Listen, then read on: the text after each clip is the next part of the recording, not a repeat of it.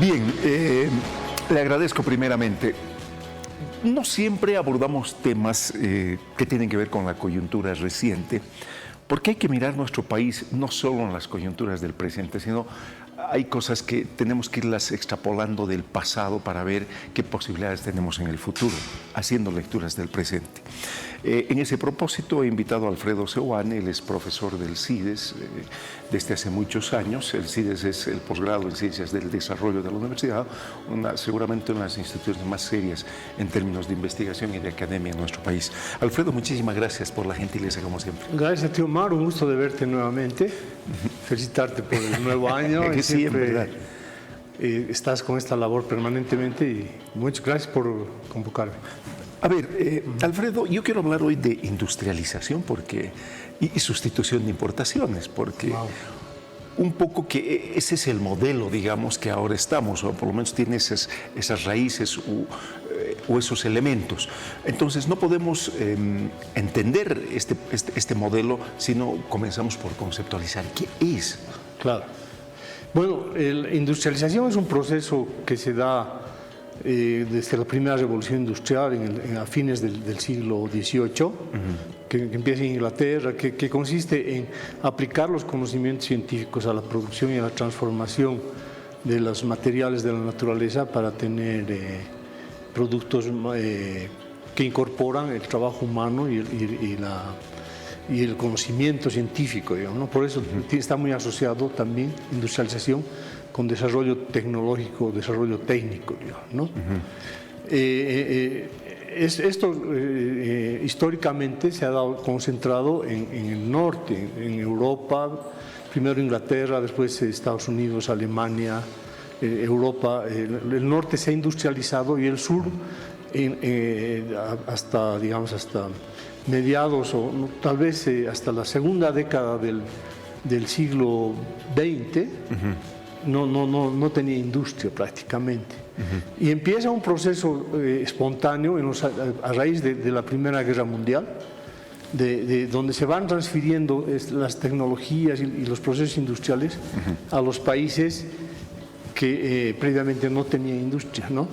Y ese proceso se da porque las importaciones que llegaban del norte tienen dificultades para llegar, ¿no? Hay todo un esfuerzo productivo de guerra por la Primera Guerra Mundial, y esos países se concentran en eso y dejan de darle importancia, digamos, a las exportaciones que hacían ellos y que eran importaciones desde América Latina, por ejemplo. Entonces empieza a darse un proceso espontáneo de industrialización. En algunos países más profundo, en otros menos, pero en Bolivia también se dio eso, ¿no? Ahí surgen las empresas que incluso hasta ahora siguen siendo las más importantes: la cervecería, la fábrica de cemento, después los textiles, fornos ahí que existieron ya no existen, otras más, ¿no? O sea, la Ferraresi, la Figliosi, la Papaya Salvietti. Entonces ahí surgió una industria en Bolivia, pero en los otros países también.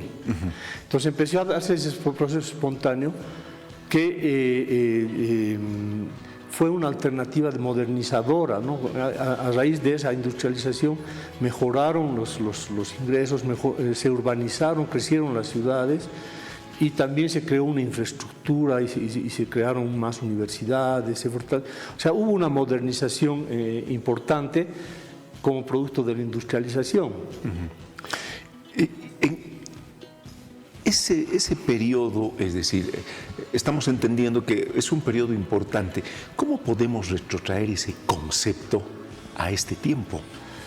Claro, entonces yo creo que el desarrollo industrial es muy importante para la economía de cualquier país, sí, porque te da alternativas de empleo con mayor cualificación y mejores ingresos, mejores características que no se dan, por ejemplo, en la producción, porque si no estás en el sector industrial, estás en el sector agrícola o primario de productor de materias primas, o en el sector terciario, que son los servicios, ¿no? Entonces, donde básicamente se concentra el incremento de la productividad y se genera la formación de recursos humanos de mejor manera, es en el sector industrial. Entonces, eso que pasó a raíz de la Primera Guerra Mundial, a raíz de la Segunda Guerra Mundial se volvió una política pública. Y surgió la CEPAL. Y la CEPAL planteó la estrategia de industrialización mediante la sustitución de importaciones, que era, digamos, lo que se dio espontáneamente antes, ahora con políticas de fomento, con protección comercial, con créditos, en fin, ¿no? Con una política industrial. Y fue exitosa. En los años 50 y 60, si uno ve en Latinoamérica, en algunos países como México, Brasil, fue muy, muy exitosa, en otros menos, Venezuela, Colombia, Chile, Perú. En Bolivia también tuvo su aplicación, ¿no? Y bueno, y con características especiales, ¿no? Ahora, esta sustitución de exportaciones, de importación, de exportaciones, sí, de importaciones, ese proceso apuntaba sobre todo es decir, a salir de la vocación que tenía nuestro país, que era primario exportador, sí, básicamente. Claro, a superar el modelo primario exportador, ¿no? Y el patrón de acumulación también. También que era digamos, un patrón de acumulación que no internalizaba el cambio tecnológico y la incorporación del conocimiento a la producción. Entonces determinaba que siempre o había una tendencia a que los precios de las materias primas se deterioren y los precios de los productos manufacturados se incrementen. Entonces cada vez, digamos, hacía falta más estaño para intercambiar por un tractor, digamos, ¿no?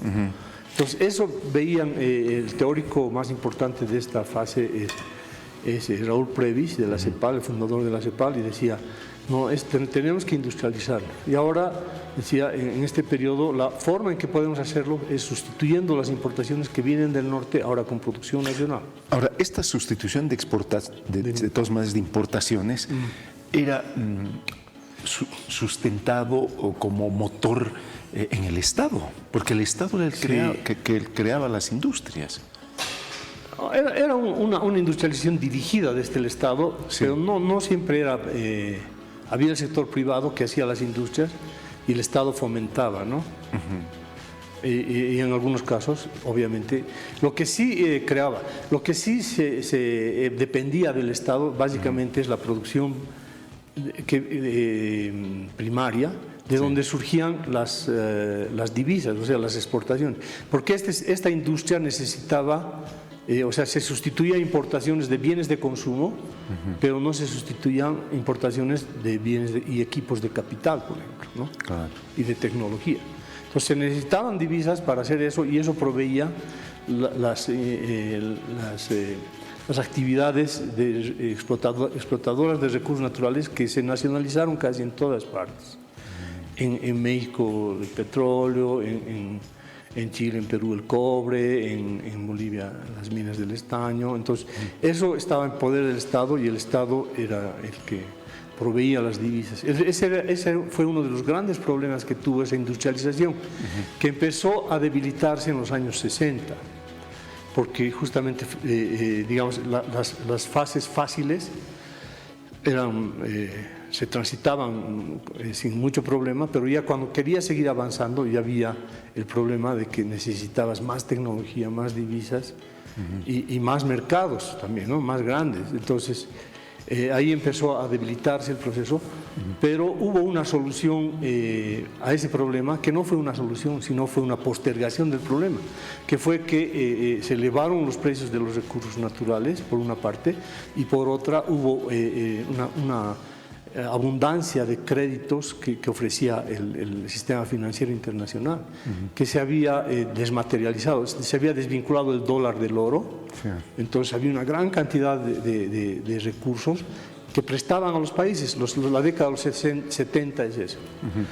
Entonces, en vez de hacer las reformas que se tenían que hacer, no se hizo en América Latina, sino más bien se siguió fomentando ese desarrollo sin tener un sector exportador.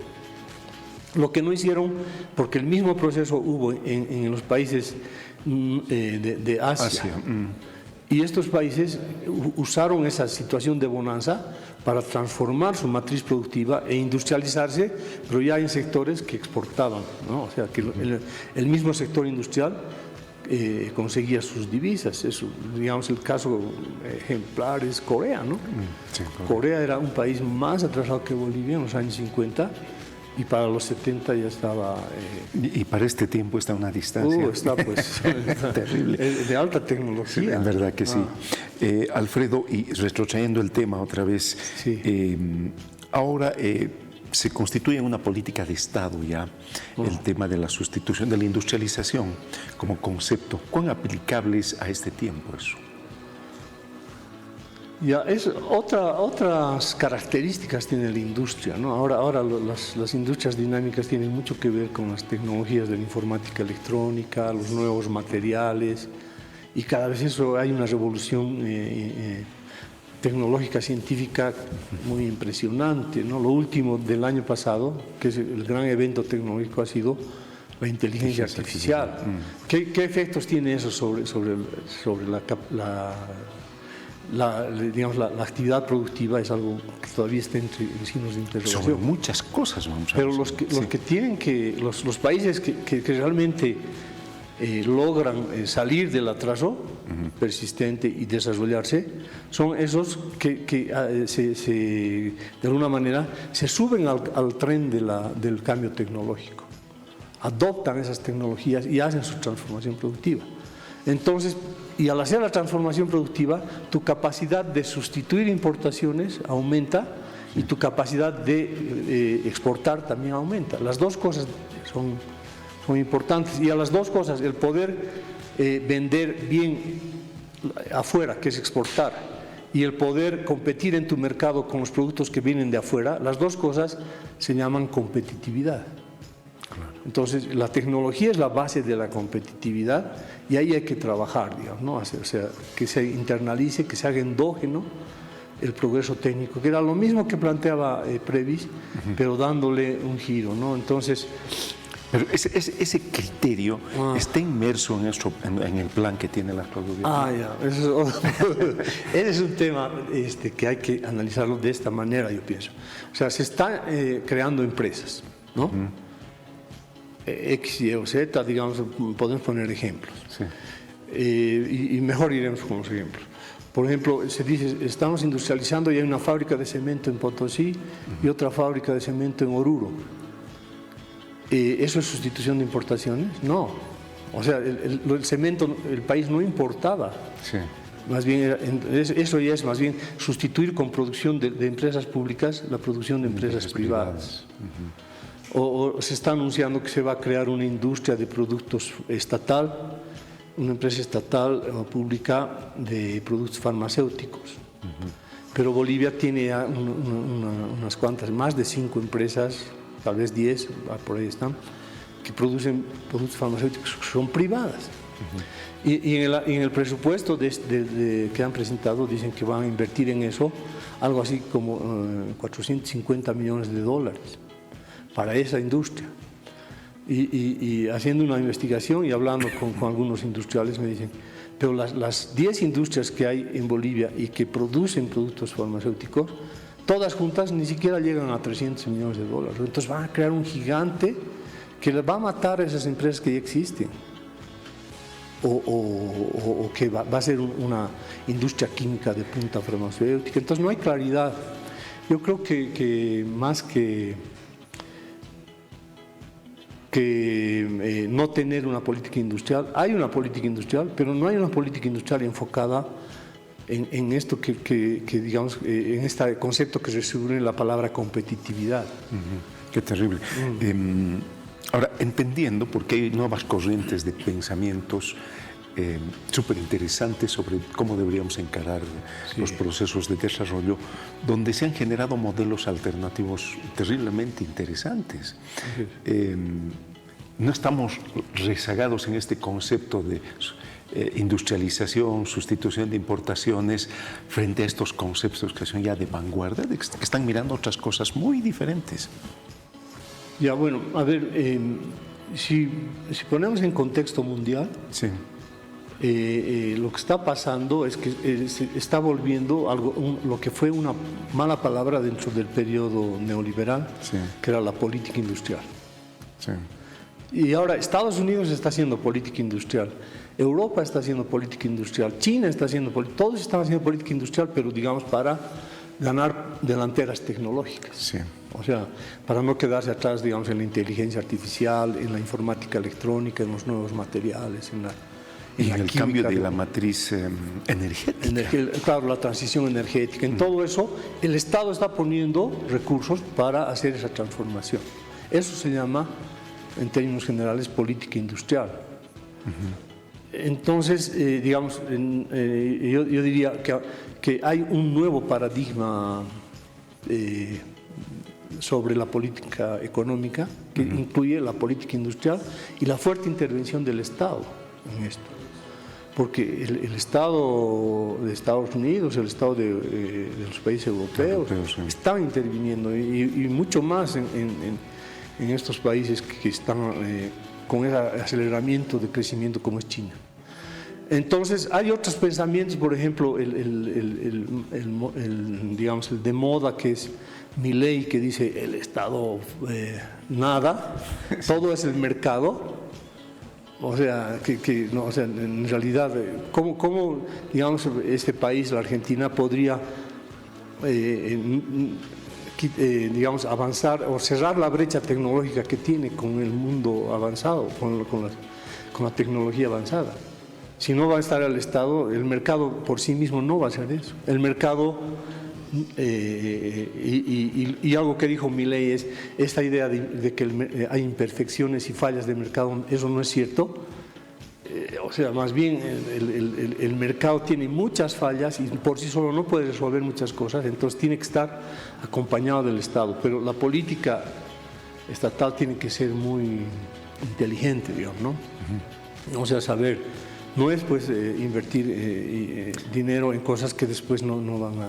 ¿Cuáles son sus equilibrios además, no? Sí. Hay que ver hasta qué nivel puedes usar el Estado y hasta qué nivel puedes no utilizar el Estado. Otro de los temas en ámbitos de pensar el futuro está sustentado en la economía verde y cómo manejas este tema para adelante. ¿También nos hemos rezagado en ese tema? Mucho. Porque no está inmerso así per se, ¿no? En forma clara, decir, de esta forma puede nuestro país utilizar ventajas que pudiéramos tener en ese terreno. Sí, yo creo que respecto a eso de la economía verde, hay dos posturas y las dos están equivocadas. Digamos, la ortodoxa tradicional dice, no, si nosotros nos preocupamos por lo verde, o sea, no vamos a ser eficientes en el crecimiento, ¿no? O sea, tenemos que, lamentablemente, usar nomás la naturaleza y deteriorarla, porque así, digamos, por ejemplo, en Bolivia, claro que tenemos que producir litio, claro que tenemos que producir oro y todo eso, ¿no? Pero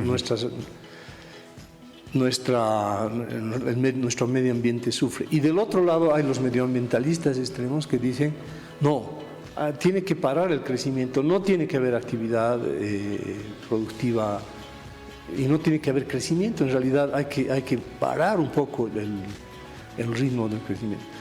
Y yo digo que las dos posiciones están erradas porque a mí me parece que las nuevas tecnologías van a ser muy fuertemente impulsoras del crecimiento y van a tener la característica de ir hacia una situación más amigable con el medio ambiente y de preservación del medio ambiente. Entonces hay que enfocarse en eso. La economía verde ya llegó para quedarse y las transformaciones que se están dando en el mundo están mostrando que hay la posibilidad de acceder a capitales, inversiones, para, por ejemplo, la transformación energética, ¿no? O sea, se está estimulando la energía eólica, la energía solar, y el país podría tener proyectos de ese tipo y fácilmente financiables. Para el final,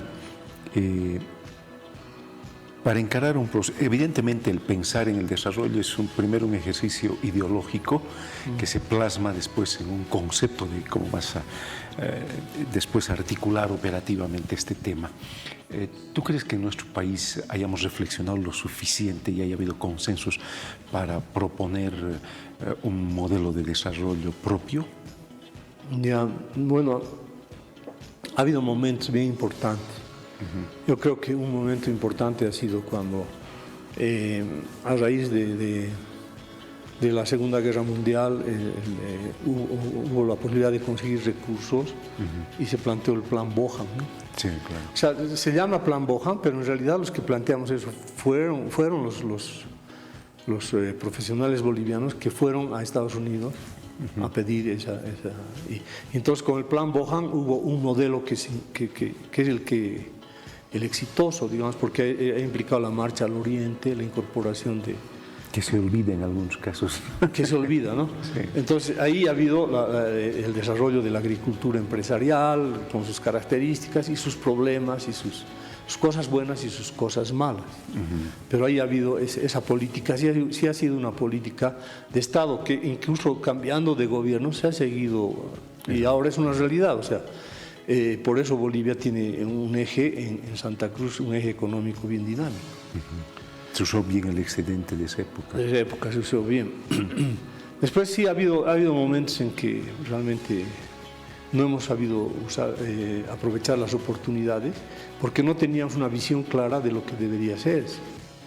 Y una cosa que a mí me extraña es, por ejemplo, el 2006, cuando inaugura su gobierno el MAS, con Evo Morales, y plantean rápidamente el Plan Nacional de Desarrollo 2006-2011, 5 años, ¿no? Y en ese plan, si uno lo revisa, yo lo reviso varias veces, dice, haremos las políticas para salir del modelo primario exportador y generar una transformación productiva que permita un crecimiento sostenido ¿no? a través de la industria y otros sectores. Eso, o sea, como pensamiento estaba bien.